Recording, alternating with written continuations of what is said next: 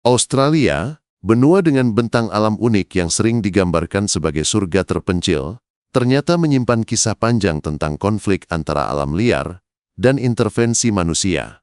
Kedatangan pemukim dari Asia dan Eropa membawa serta berbagai spesies asing yang kemudian memperumit ekosistem lokal. Karena isolasinya selama jutaan tahun, flora dan fauna Australia tidak memiliki pertahanan alami terhadap kedatangan spesies baru.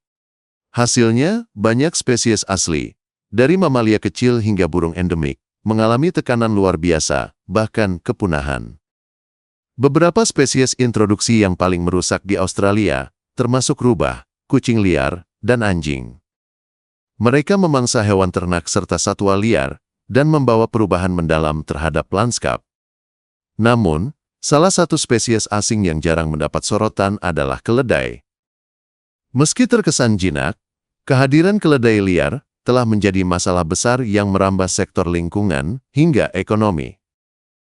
Keledai pertama kali dibawa oleh pemukim Eropa sebagai pengganti kuda di wilayah dengan vegetasi beracun. Tanaman seperti gastrolobium dan oxylobium yang tumbuh di berbagai bagian Australia terbukti mematikan bagi kuda, namun tidak berdampak besar terhadap sistem pencernaan keledai.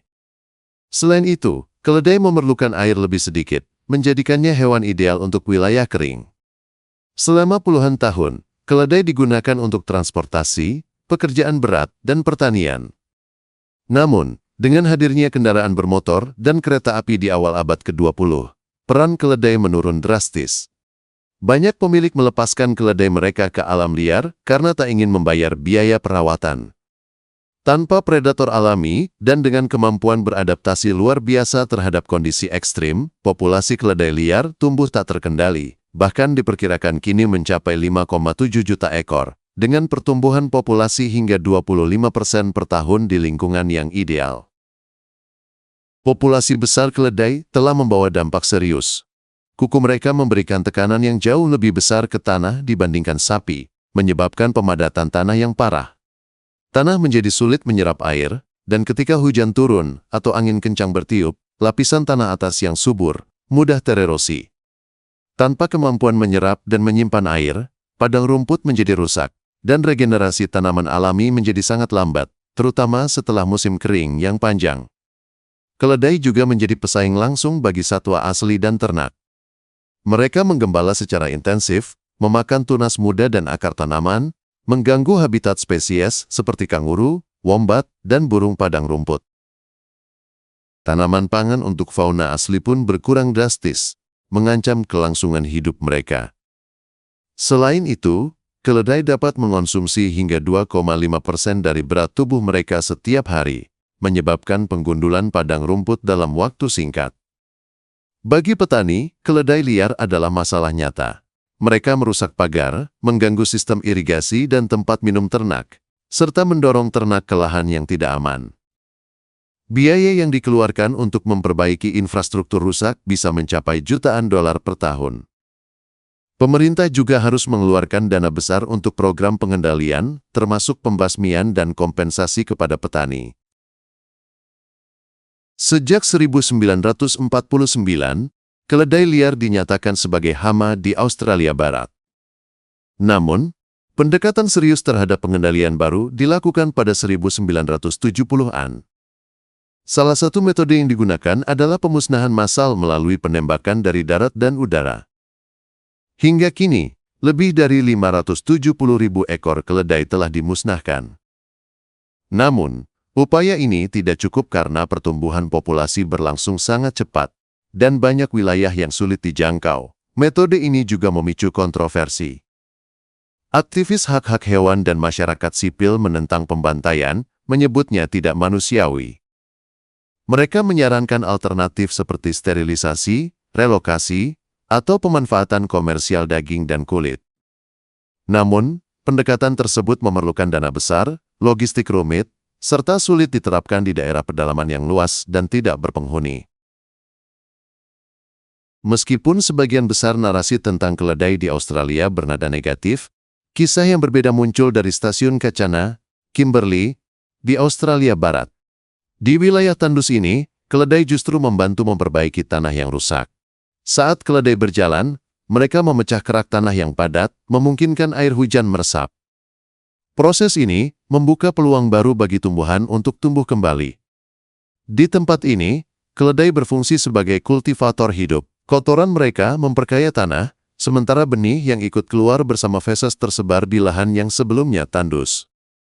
Tanaman mulai tumbuh kembali, menciptakan mulsa alami dan memperkuat struktur tanah.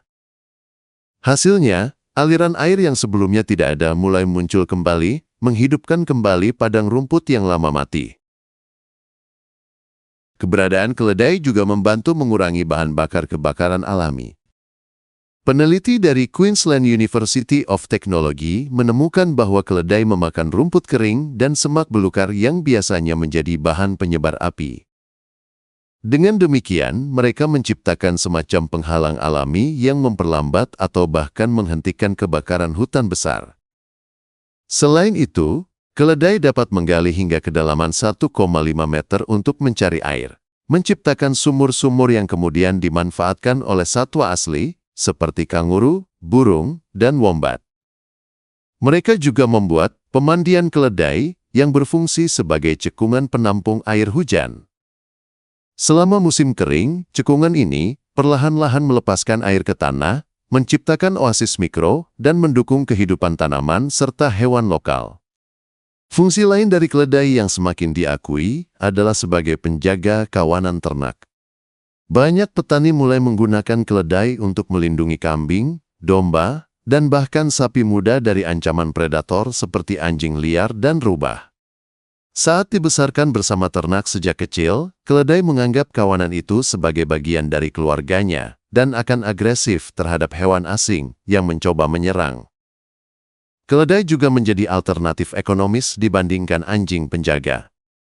Mereka tidak memerlukan pelatihan khusus, memiliki masa hidup panjang hingga 30 tahun, dan mampu bertahan dengan makanan sederhana. Beberapa program seperti perhentian terakhir keledai bahkan mulai menangkap keledai liar, menjinakkannya, dan melatihnya untuk peran penjaga ternak. Sebuah solusi berkelanjutan yang mengurangi jumlah keledai liar sekaligus membantu petani. Kisah keledai di Australia menunjukkan kompleksitas hubungan antara manusia dan alam. Hewan yang awalnya dianggap solusi, berubah menjadi hama dan kini mulai dilihat sebagai mitra ekologis. Tantangan keledai liar tidak bisa diselesaikan hanya dengan satu pendekatan.